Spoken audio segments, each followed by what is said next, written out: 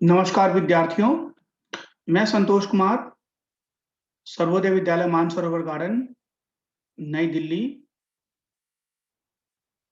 School ID 1516-003 लेकर आया हूँ एक नया वीडियो। वीडियो शुरू करने से पहले आप सभी के लिए ये संदेश है कि जैसा कि आप जानते ही हैं कि कोरोना वायरस आजकल चारों ओर फैला हुआ है।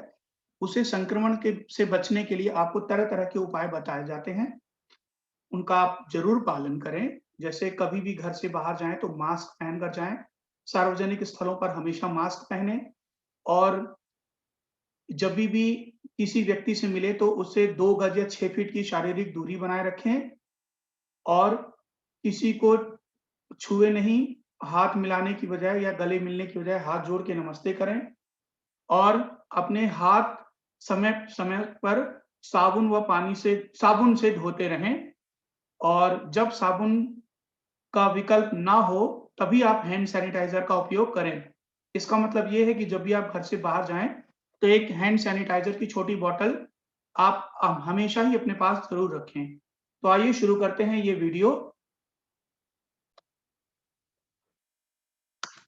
तो ये जो वर्कशीट दी गई है बच्चों, ये शिक्षा निदेशालय राष्ट्रीय राजधानी क्षेत्र दिल्ली द्वारा दी गई है।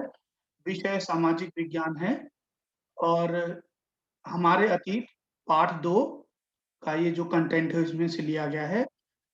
जो कार्यपत्रक 14 है जो कार्यपत्रक तिथि है इसकी 13 अक्टूबर 2020 है, ठीक है? 13 नवंबर सॉरी 2020 है और कक्षा 6 की है ये वर्कशीट। विद्यार्थी का नाम प्रिया और फिर यहाँ पर लिख दीजिए उसके बाद में कक्षा अध्यापक का नाम, ठीक है? और अब पशुपालन, भोजन, भंडारण और स्थायी जीवन की ओर। तो आइए इस वर्कशीट के बारे में चर्चा करते हैं। देखते हैं क्या है इस वर्कशीट में। हजारों साल के दरमियान मानव ने धीरे-धीरे पशुपालन और अ, पशुपालन और खेती को अपना लिया, ठीक है? दूध और मांस प्राप्त करने के लिए उसने पशुपालन शुरू किया, जो भोजन का एक अच्छा स्रोत है। वास्तव में पशुपालन चरता-फिरता खाद्य भंडार है। जब मानव ने पौधे उगाने शुरू किए तो उनकी देखभाल के लिए उन्हें एक ही स्थान पर जगह पर लंबे समय तक रहना पड़ा। बीज बोने से लेकर के पौधों के बीज बोने से लेकर फसलों के पकने तक, पौधों की सिंचाई खरपतवार हटाने, है ना? खरपतवार हटाने, जानवरों और पशु-पक्षियों से उनकी सुरक्षा करने, जैसे बहुत से काम इसमें शामिल थे।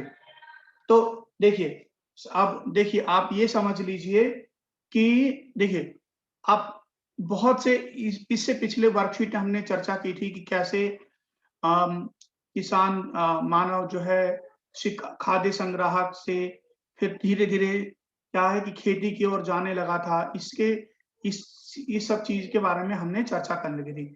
तो अब ये समझ लीजिए कि धीरे-धीरे क्या बोलते हैं मानव ने पशु पशु पा है ना? तो प प प पशु पालना शुरू किया, है ना? तो इसके बाद में क्या हुआ?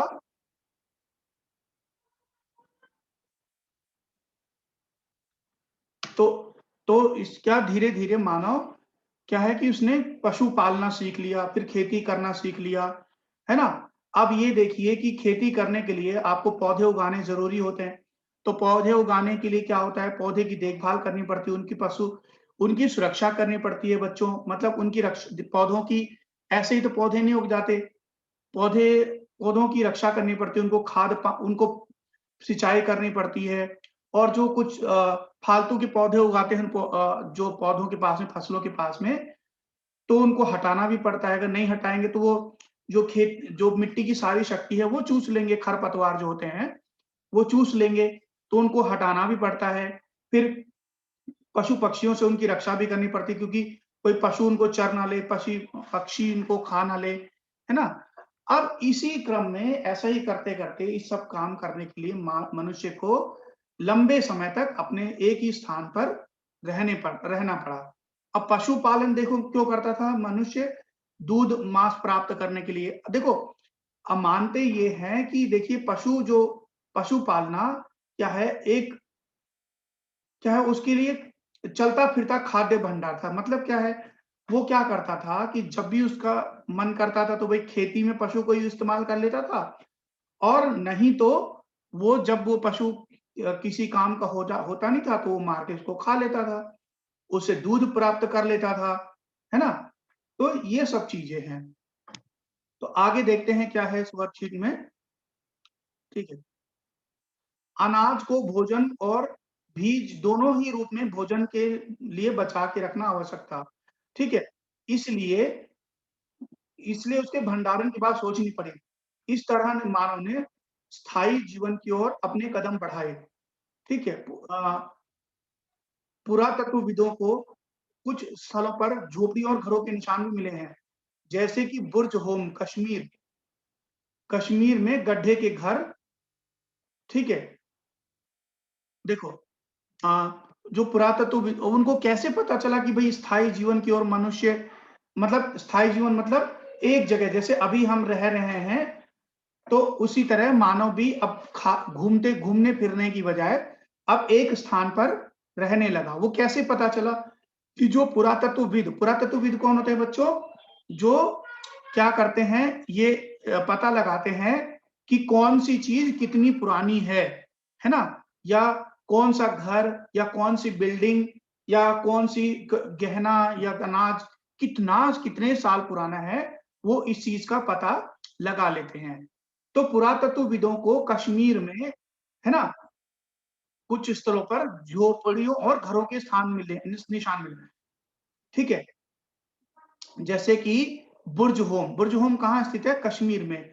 तो वहाँ पर लोग क्या है, गड्ढे के नीचे घर बनाकर वर मतलब घर बनाते थे, है ना?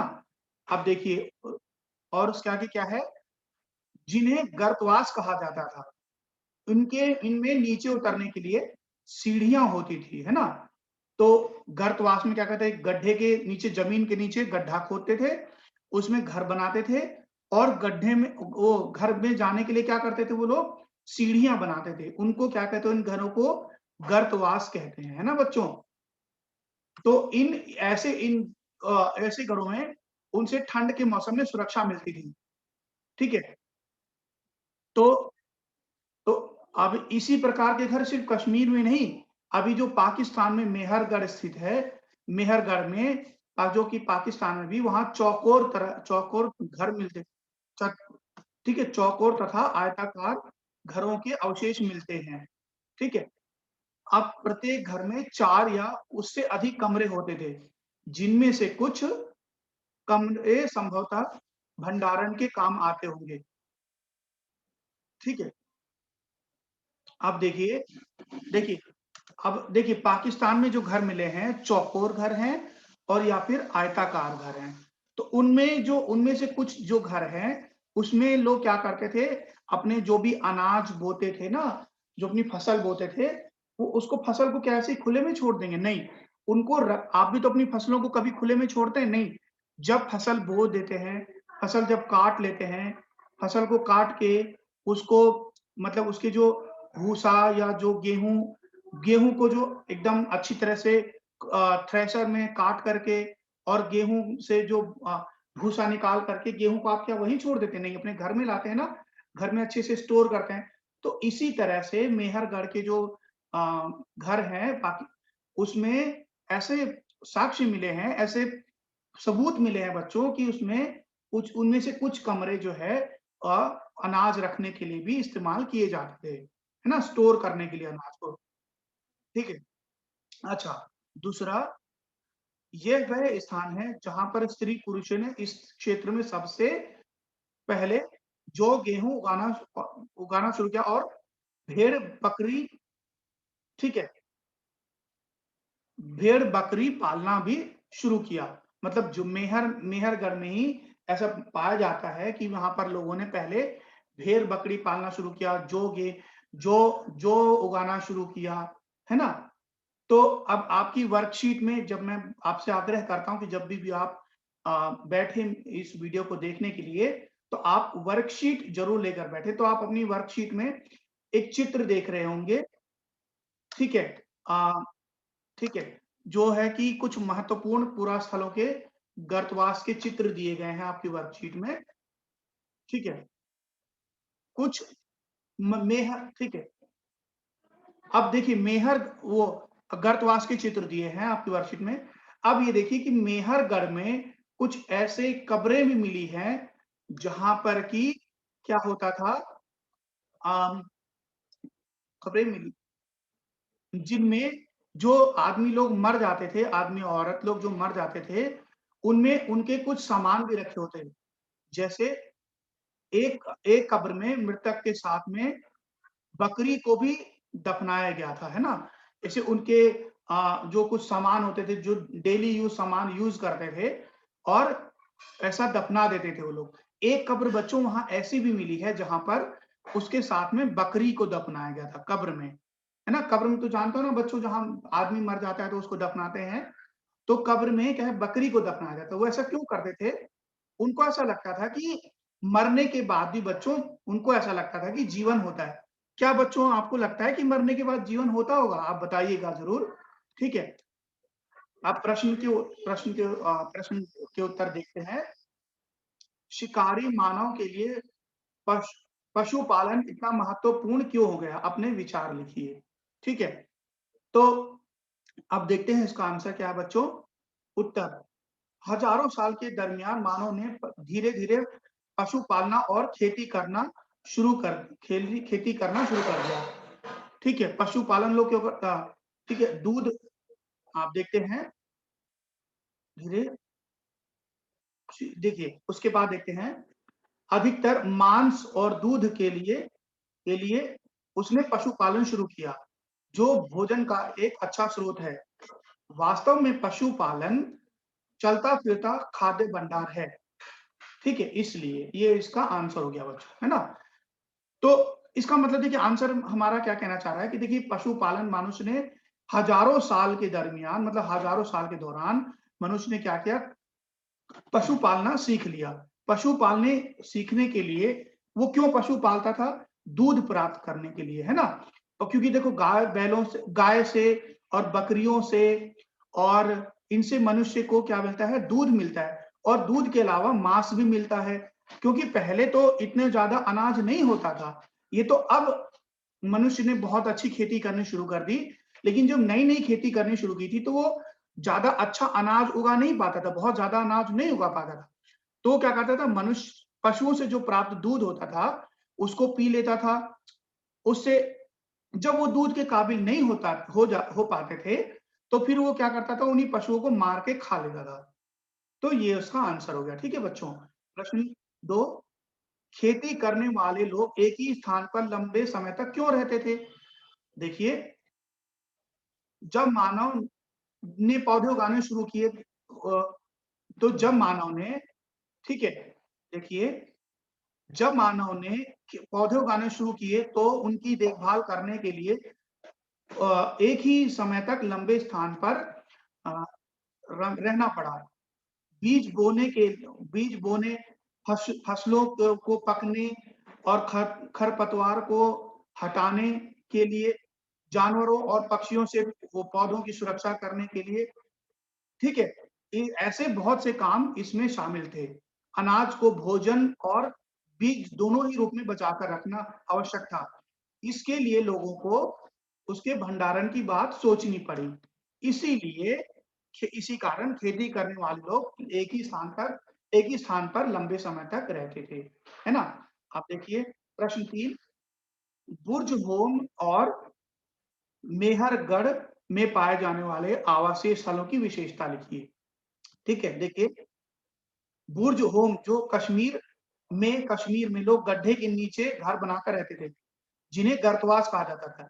उनमें नीचे उतरने के लिए सीढ़ी बनी होती थी, ठीक है? इन घरों से उन्हें ठंड के मौसम में सुरक्षा मिलती थी इन घरों से, है ना?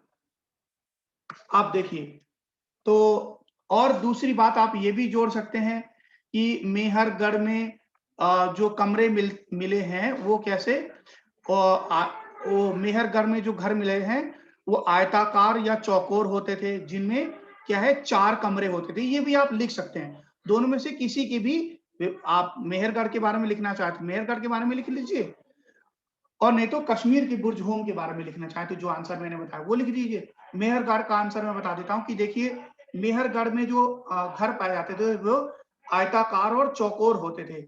इनमें प्रत्येक घर में लगभग 4 से 4 कमरे होते थे।